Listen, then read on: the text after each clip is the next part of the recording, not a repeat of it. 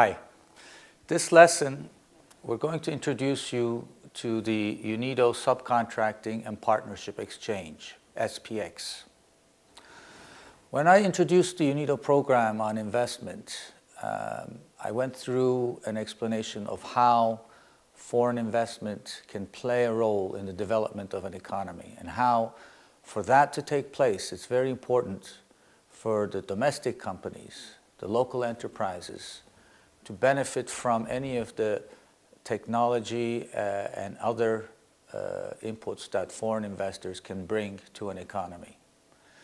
For that to happen, local companies need to become involved in the operations of foreign companies through backward and forward linkages, by providing inputs, by being suppliers to foreign operations, and by using some of the outputs of foreign companies to add further value into them and create new products. The SPX program was created as part of the UNIDO's investment program to help countries to link local companies as suppliers to large and foreign companies operating in their country. In this lesson, we're going to talk about the objectives of SPX. We're going to talk about what are the SPX services and how the program is implemented. So let's talk about the objectives of SPX. As I mentioned, one of the things that we're trying to address through the program is the low levels of investment that a lot of countries are experiencing. Some of the investment that is realized, as I mentioned, goes to extractive sectors, to oil, mining, agriculture, and not sufficient amounts is going to productive sectors, manufacturing, services, etc., which are the sectors that create employment and bring wealth creation to the economy. So one of the things that this program tries to address is to bring market opportunities, investment into the productive sectors that create employment. We also mentioned that foreign investment is promoted in order to impact the productivity and competitiveness of local companies. In other words, countries are hoping for what are called spillovers, externalities, benefits that local companies can absorb from the presence and operations of foreign companies in their countries. If sufficient programs and policies are not in place to support local companies to absorb those benefits, then it may not become a reality. So one of the things that we are looking at is to affect the spillovers from foreign investment to local companies. We also observed that the linkages between buyers and suppliers in many countries is weak. There are a lot of opportunities for local sourcing of inputs that are not being realized. And sometimes we also observe that when that does take place, it's on a spot market basis where linkages between suppliers and buyers are not developed, long-term partnerships are not being pursued, and a sustainable, growing local supply chain development is not taking place on a desirable scale. There are problems about information. There's no information about potential for linkages. In many countries, large companies who may want to source local inputs do not have enough information on how or where to go. And local companies that may be in a position to be suppliers are not seen, are not easily identifiable, and as a result, linkages that could take place are not happening. There's a low quality and quantity of supply and supplier fatigue. Local companies, especially in some of the less developed countries, need to be developed.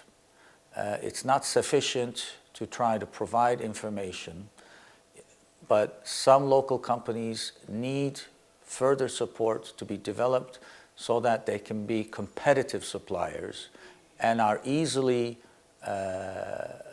identified and taken by foreign companies as suppliers. The SPX program of UNIDO was initiated in the 1980s. It was one of the programs that was established to develop industrial capabilities in countries, and it was developed to address initially the information shortages. The initial activities involved setting up information databases which would allow buyer institutions to identify potential suppliers. In the process, more than 75 SPX centers were established all over the world during the more than 2 decades of the SPX program being implemented in UNIDO. In 2007, we conducted an assessment of the program. We looked at what have been the successes, failures, to identify how the program can be renewed and overhauled.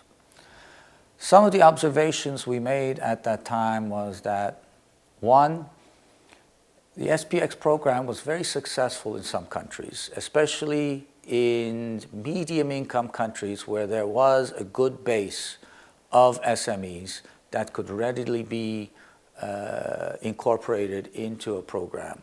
In other words, there were good quality SMEs that were taken up as suppliers. We had good successes in countries like Turkey, in Colombia, and a few other countries. But we also saw that in some countries, especially lower income countries, it was not very successful for a couple of reasons. One, there was not a sufficient base of SMEs that were at a stage of being suppliers to large companies. And because SPX program did not have as a component an upgrading or assistance to companies to bring them to a level where they could become competitive suppliers, it was not very successful. Secondly, we also observed that many SPXs, which were set up as a project, continued successfully for 2-3 years as a project, and as the project phased out, the sustainability was not there. The SPX eventually stopped functioning. So it was important to see how sustainability could be built into the SPXs so that when a project that sets up an SPX phases out, the operation continues sustainably. The third thing we identified was that the SPXs in their original design were not interacting sufficiently with the actual buyers. There was a lot of interaction with the suppliers, but in terms of interacting with the buyers, getting their involvement at an early stage was not there. And as a result, it relied a lot on actually buyers finding out that there is an SPX, coming to the SPX, and then interacting with the suppliers. So these were the 3 issues: the upgrading of SMEs, interacting with the actual buyers, and bringing sustainability to the operations were 3 things that were included in a new SPX program that we initiated after 2007. Since the new program was initiated, we've set up about 20 new SPXs under the new model and new methodology. And as of May of 2012, we have a database of 4,000 firms that are databased by the SPXs. What are the SPX services?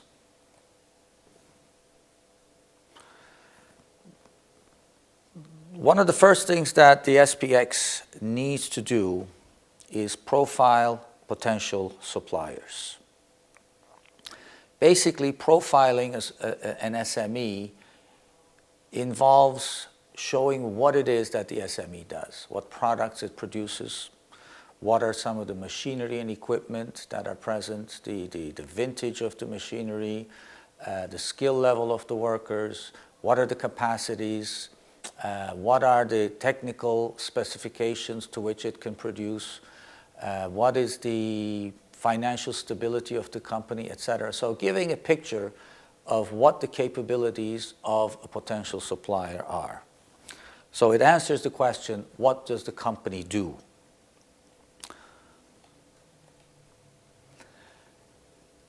The second thing that we introduced new is benchmarking. This was not present in the original SPX model. It was introduced in the new methodology because this is now where we're coming into identifying how good is the company. So in the profiling, we look at what does the company do. In the benchmarking, we look at how well does it do it. Benchmarking basically involves comparing some of the company's operations and performance to a peer group of companies and saying, well, you are below or above average in these and these things. I'll talk a little bit about benchmarking because it's an important component of the new SPX. Basically, benchmarking is an assessment methodology. It's about comparing how well you are. I mean, we all benchmark ourselves in many things. Running a race is a benchmark. And operating a company is like running a race. You are competing with many competitors, both in your sector and other sectors. And unless you have a good understanding of where you stand in that race, you may not be in a position to manage your situation very well. So benchmarking is basically a way of working with a company to allow the management of the company to understand its position, its competitive position, and what it needs to do to improve its competitive position. We call benchmarking as a practice of being humble enough to admit that someone may be better and to be ready to learn and improve ourselves and overcome any deficiency. The third service is the buyer requirements tool. This is again a new tool that we've introduced to the new SPX model.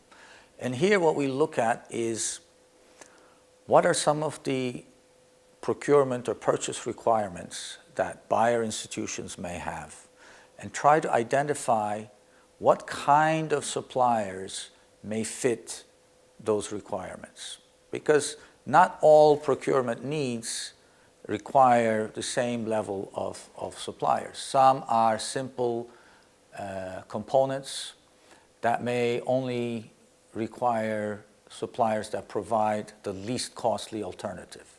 Some may be more sophisticated inputs that the buyer may require the supplier to be in a position to work in a closer way, to co-design inputs, to ensure sustainability of the supply, etc.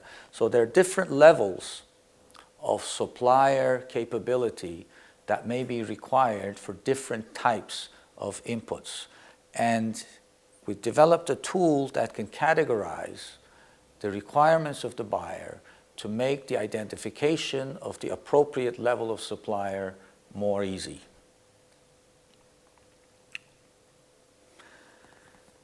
When we talk about benchmarking, what is it? Well, what does a company do? A company has a good management, a good labor force, designs good products, etc. But how do you know that a company is good? you look at its performance. If the company is growing, if the company has good profits, if the company is gaining market share, then the company is good. So in effect, what we're looking at is we can only measure the performance. We can measure the effect of whether a company is good or not. But a company itself can only impact its performance by managing how well it runs its business.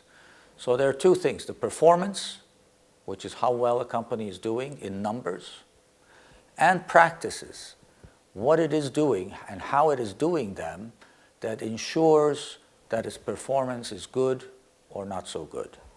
And it is the first one, the practices that the company can manage, and if it manages them well, then the performance benefits from that. We can illustrate it with this scatter graph. What we have here in the horizontal x-axis is an index of its practices. Now, what benchmarking does, and we'll look at this in a little bit more detail later, is it looks at the different practices, how it does certain things, how it looks after clients, how it manages the workforce, how it manages the quality of the products, etc. We have about 50 different variables of practices that we measure in the benchmarking. And each one of those is compared to its peer group to see whether it's doing as well, better, or worse than its peer group. And what we would put here is an index of all of those 50 measures of practices. Then we have here, on the vertical y-axis, an index of the performance indicators. All the various 40, 50 different performance indicators combined into a single performance index. Now, it's obvious that as practices improve, as the company does things better and better, its performance also improves. So if you plot a scatter graph of dots of companies, they will be along a 45-degree angle. So each one of these dots here would represent a company, a benchmarked company. So some up here, world-class, are companies that have very high practice and very high performance. And you have companies here that are not doing very well, and their practices and their performance are low. We would classify the ones up here as world-class, the ones just below that as contenders. They're very close to being world-class. With a little bit more effort, they're going to achieve world-class quality. Then you have here the high risk, high opportunity group. High risk because they're not competitive. And high opportunity because with a little effort, it's very easy to move quickly. There are many things that can be very easily addressed, and with easy wins, a company could make rapid movement from a low level here to a higher level. Then you have these two other quadrants, the untapped potential, where you may have a company that's doing things well, its practices are graded high, but it's not achieving good performance. So these are companies that have high potential, they're doing well, their practices are well, but they're not achieving high performance, so they need to look at a few quick fixes that can move them easily to high performance.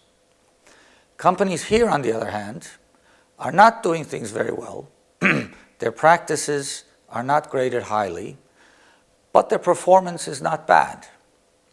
This group is called vulnerable because this high performance is not sustainable. They're pushing hard, they're on the edge, and they will not be able to sustain this high performance and are likely to fall into this group.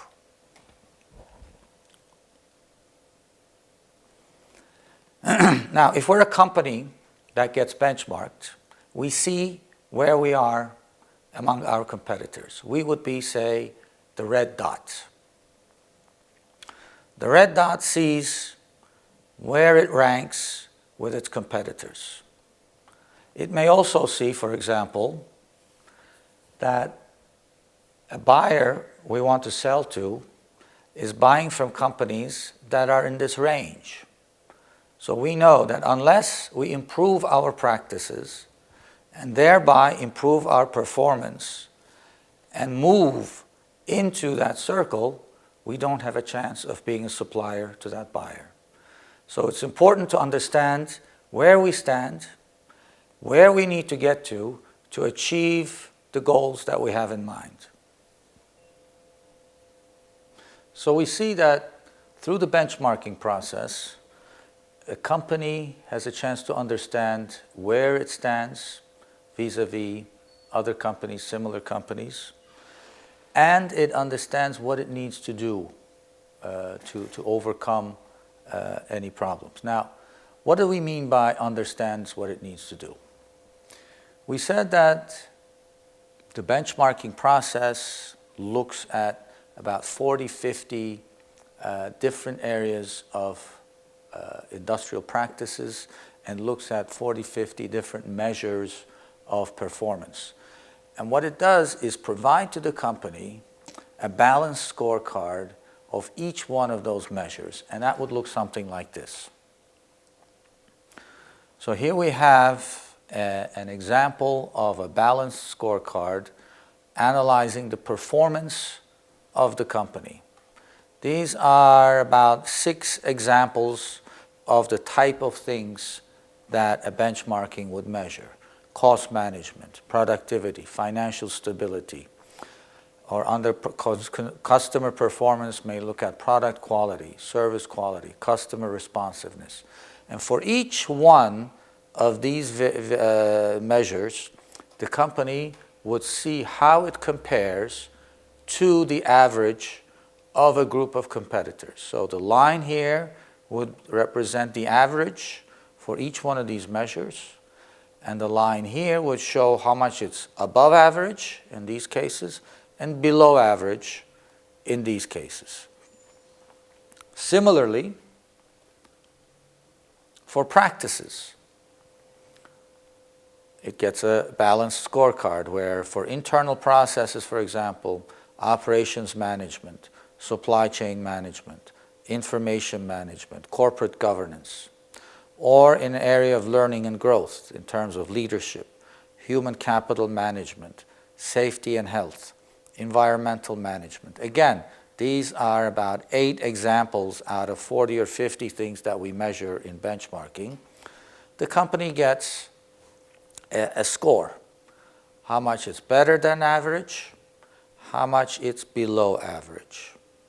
And by getting this scorecard, the company has a very good understanding of where it needs to improve its performance and, more importantly, what it needs to do to improve that performance. So the performance measure gives it a measure of where it falls short, but more importantly, the practices measure lets it understand what issues it needs to understand at a priority level to overcome some of those performance shortfalls. Now, benchmarking is not a one-time thing. Benchmarking is a continuous process because benchmarking, the first time you do it, shows you where you stand. And it helps you understand through the practices measures what are the things you need to address to overcome.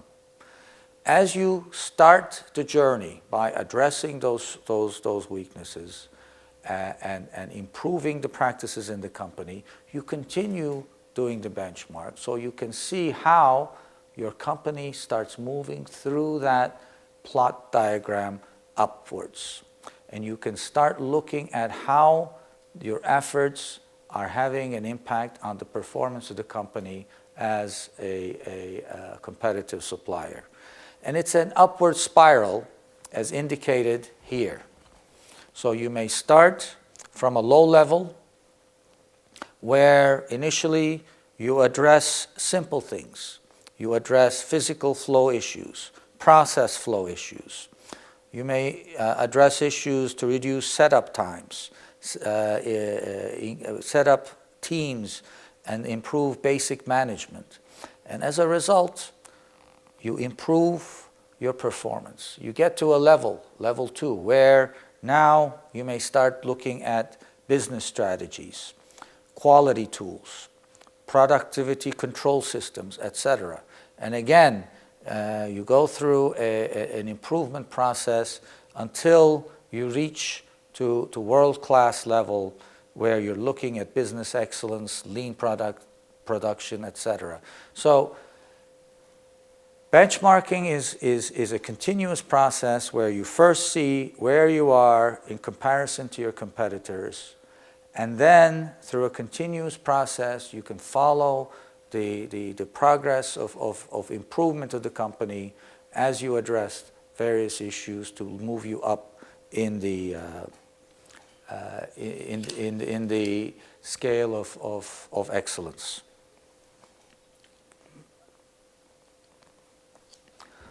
We mentioned that the third tool is the buyer requirements tool.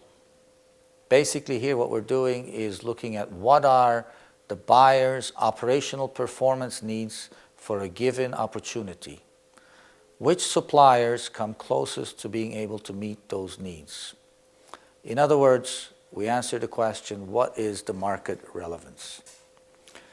As I mentioned to you, one of the things that the initial SPX program was weak on was interacting with buyers. And what the new program is doing is bringing buyers into the center of the process by having them play a role in identifying what are the types of suppliers needed for different groups of components and inputs.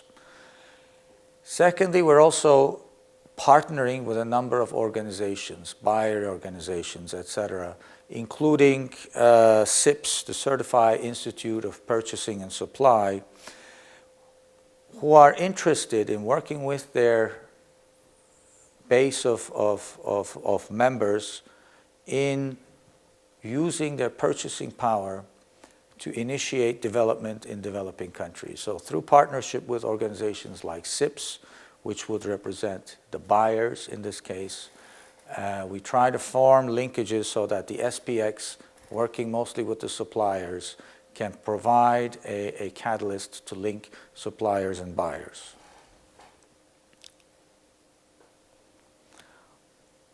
Implementation. How is the program implemented?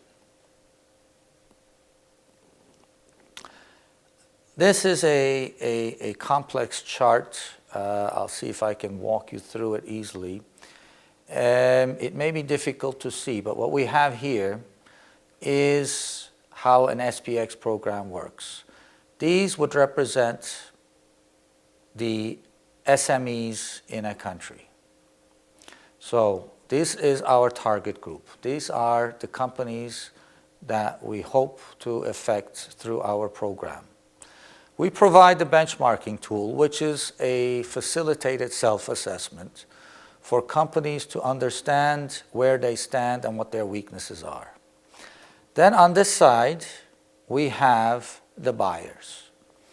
Now the SPX program can work with the oil companies, with mining companies, with power and engineering companies, with infrastructure companies, large agriculture and consumer goods companies, automotive companies. Work with these different value chains and work with individual companies within those value chains to do a needs assessment, a needs analysis. What are the requirements of the major buyers in these companies? Then, through these needs analysis and through the benchmarking assessment, the SPX can do a gap analysis. What do these guys need? What do these guys need to do to be able to respond to those needs? And based on that gap analysis, provide upgrading plans to the companies. What are the companies need to do? Who do they need to work with? What kind of financing do they need, etc., to be able to address those shortcomings that they need to overcome. In some cases, the company may need to undertake substantial investments. So the SPX would work with them to design the investment projects, promote those projects through financing institutions, to help those companies do feasibility studies using the UNIDO feasibility study software, COMFAR, and promote those projects through the network of UNIDO's investment and technology promotion offices, ITPOs. So this is the overall schematic of the SPX, working with local companies to understand their possibilities and their performance, to work with the buyer institutions, understand their needs, do a gap analysis, and based on that gap analysis, provide these companies with what they need to overcome those gaps and become competitive suppliers to these potential buyers.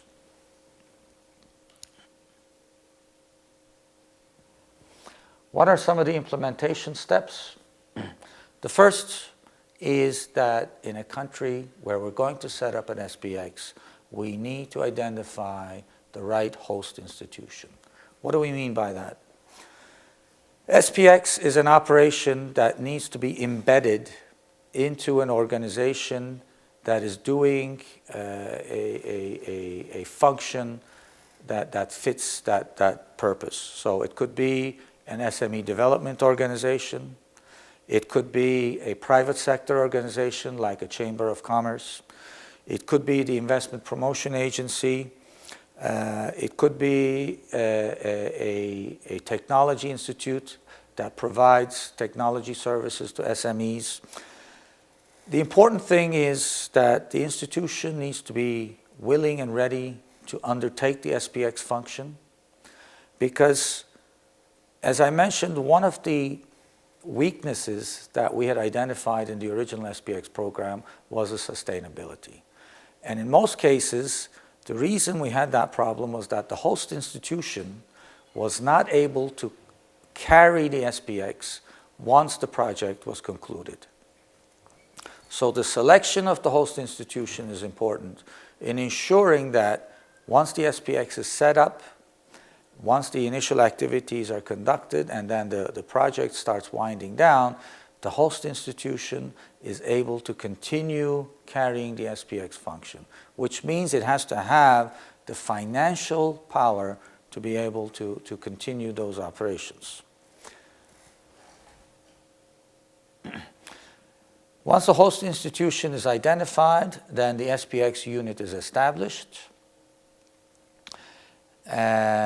Establishing the unit involves selecting staff that would perform the SPX functions, training the staff in doing the various functions, in particular in terms of how to introduce the SPX to the companies operating in the country, to profile SMEs, to benchmark the SMEs, to work with the buyers, identify buyer requirements, do the matchmaking, and support companies in establishing partnerships.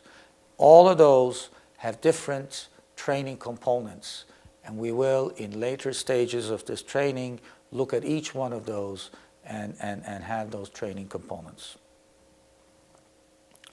Sensitization and promotion is an important issue. Once an SPX is set up, it needs to be properly introduced to the companies in the country. So both the large companies need to know where they need to go to find out about how to identify potential suppliers and subcontractors, and SMEs need to know where to go to become part of the program, to get included into the program, to be profiled, to be benchmarked, and to be included in the database so that companies looking for suppliers can identify them. Once the SPX is established, the SPX staff starts going out and profiling companies and building a database of potential suppliers. And as I mentioned at the beginning, since we started the new SPX program, we have already about 4,000 potential suppliers that have been profiled and can be identified.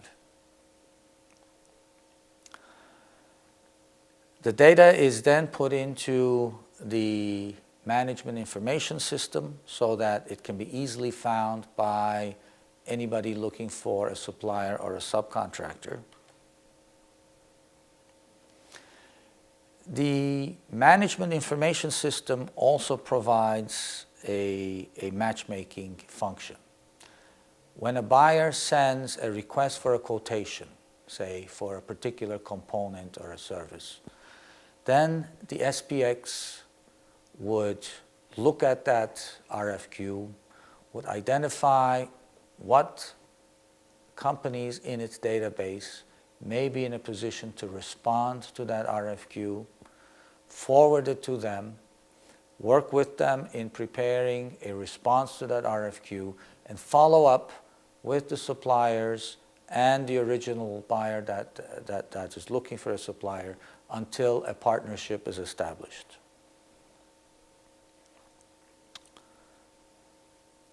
Investment promotion involves helping companies that have been benchmarked to find joint venture partners that may help them become competitive suppliers. In many cases, you have a buyer organization that has its traditional suppliers. And we try to work with those companies to try to bring them into the host country so that they could joint venture with local companies and set up operations where they can continue to supply their buyer through local operations.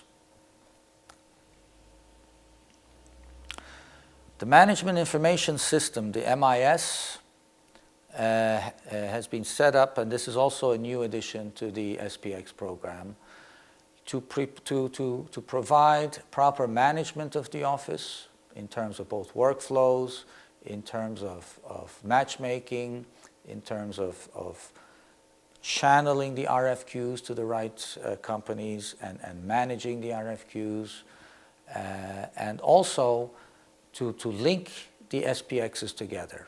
One of the weaknesses in the earlier SPX models were that the SPX were set up and operated more or less as individual offices at the national level.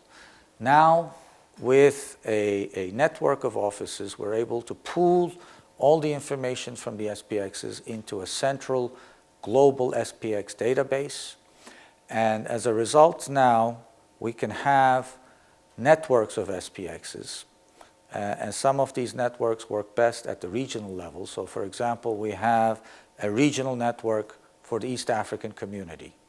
We have SPXs in 3 or 4 of the EAC countries, and they network so that a requirement from a buyer in one country may be channeled to SPXs in 3 or 4 neighboring countries, and suppliers and subcontractors from Uganda, say, may be identified as suppliers to a buyer in Kenya.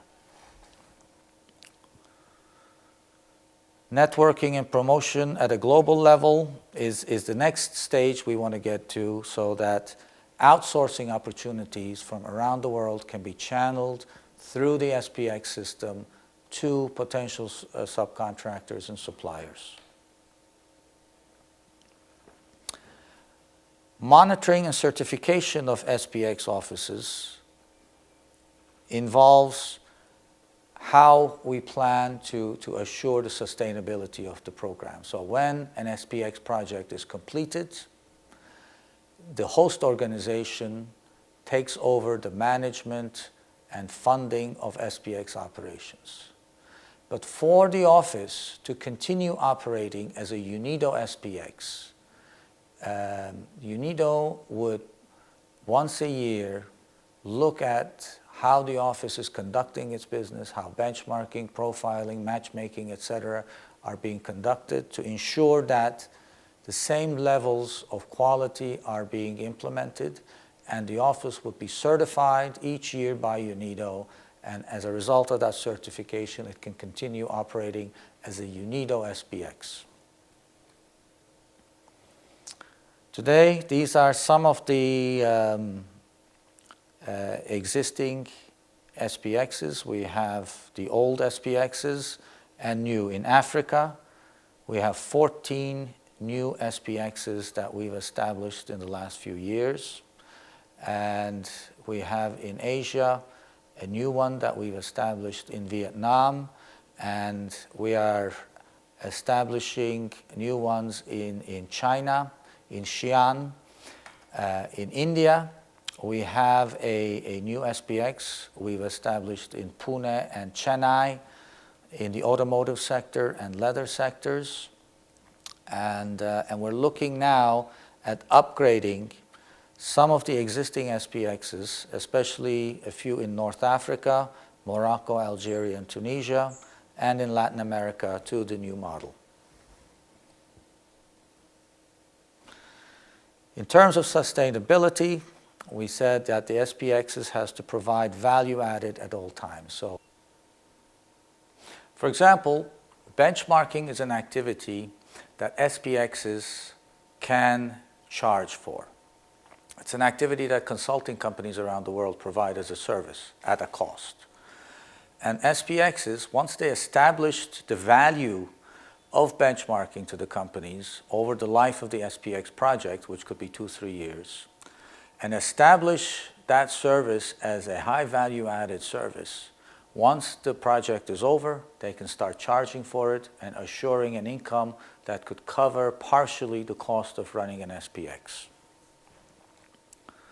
So those could be the income generation activities of an SPX.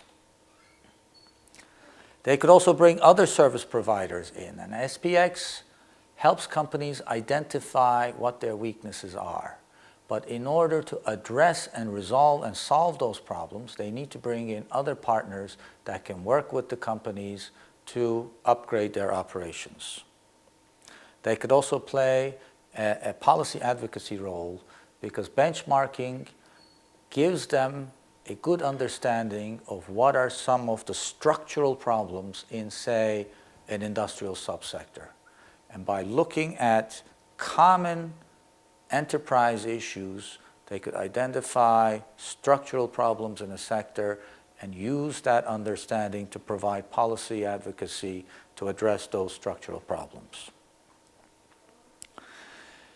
In the next lessons, we will speak more detailed about subcontracting, and specifically we will do a training program on how the profiling and promotion are conducted, and we will go into details of how to benchmark a company.